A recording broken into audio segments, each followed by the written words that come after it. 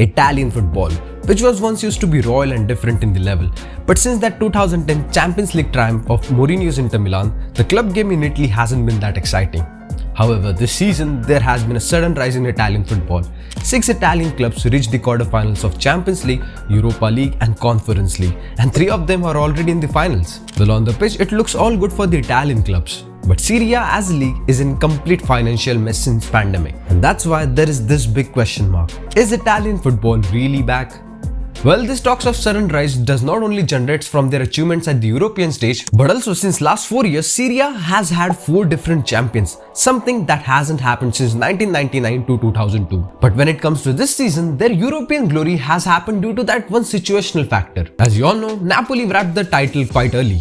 So this could have shifted the focus of Serie A teams more into European competition. So this helped team to change their priorities for the season, and Juventus been punished again and again by snatching their points. This increased the chances of the clubs like Roma, Inter and Milan to finish in top 4. And so this factor eventually helped them to focus more on Europe. And also luckily the Champions League quarter-final draw also favored Italian clubs a lot, because all the favorites like Real Madrid, Manchester City and Bayern Munich were on the one side of the bracket. Whereas the Italian clubs like Inter Milan had to face Benfica and Napoli had to face AC Milan. Even though Napoli has been unstoppable in Serie A, but still AC Milan have defeated them 5 times this year. And luckily AC Milan dunked them and we got to see that Milan derby into the semi-final, which gained the attention of the whole world. And ultimately it also confirmed that there would be an Italian club into the Champions League final after 13 years. On the other hand, in Europa League, Juventus and Roma had a comparatively difficult journey. Juventus wasn't able to defeat the kings of Europa League like Sevilla, but Roma just did enough. Or to say, that was in Mourinho's masterclass against Bayern Leverkusen. And talking about this guy, Jose Mourinho, I mean, say whatever you want to say about him, but this guy has shifted the Serie A's mentality back towards Europe. And it all started when his side Roma won that Conference League last season. And now Fiorentina will contest for the second this season. But this little things does matter because it has restored the Serie A's aura back in Europe. And we did got to see the flashes of this aura this season, like Napoli defeating the last season's runner-up Liverpool by 4-1 and then humiliated Ajax at their home by 6-1, and also Inter Milan thrashed Barcelona at Camp Nou, and then Fiorentina is giving their fans the flashes of their golden era.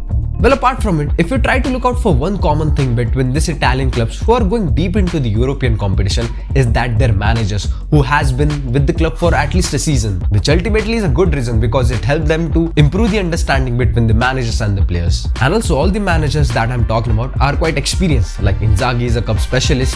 He already have won Italian Super Cup and Coppa Italia this season, while Roma has a special one, Jose Mourinho. But in Fiorentina's case, it's quite different. They have quite a young manager, Vincenzo Italiano, who has also been called as a bright coaching prospect to emerge in Italy since Roberto Di Zerbi. And the reason for that is because Italiano have already promoted Trapani from 3rd division to the 2nd league, Spezia up to the top flight for the first time, and now Fiorentina to Conference League final and also the Coppa Italia final, which they unfortunately lost to Inter.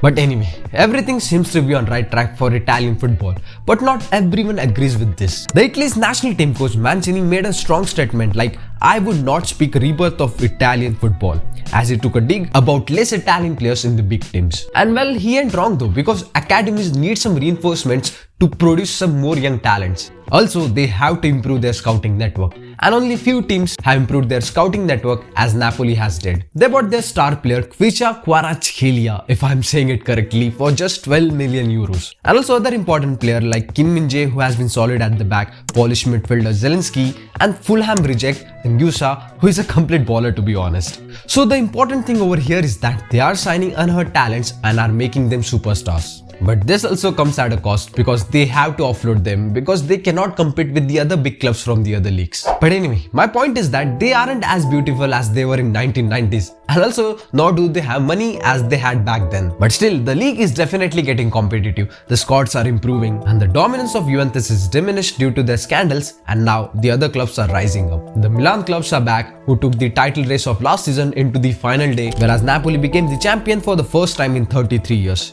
And also 4 different clubs have won Coppa Italia in the same period. And Roma's Conference League triumph was the club's first trophy in 14 years, which now brought new hope in the fans. So the effect of this achievement is that now many clubs believe in silverware. Because after watching Juventus, Inter Milan, AC Milan and Napoli winning the league finally, then what's stopping the clubs like Roma, Lazio and Atlanta from dreaming and trying from the next season? But still, there is room for improvement when it comes to infrastructure and especially those TV rights. Because the league is still far behind on the global stage as compared to Premier League, La Liga and Bundesliga. And to give you a fact, Premier League is making approximately 10 times as much as money from the sales of their TV rights.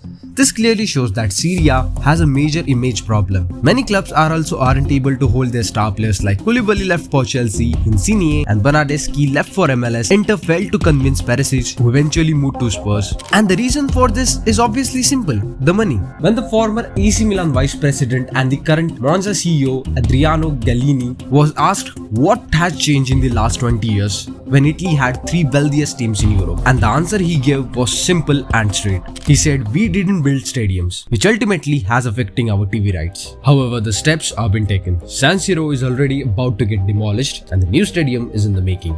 And also currently, Serie A's broadcast deal with DAZN is set to expire next year. But if the league manages to secure good TV and media rights on the basis of their success into the finals this season, which would eventually bring the fans from all over the world closer towards the league. And this is the only thing which is quite important currently. And if they manages to do that, then we can finally see that Italian football is back.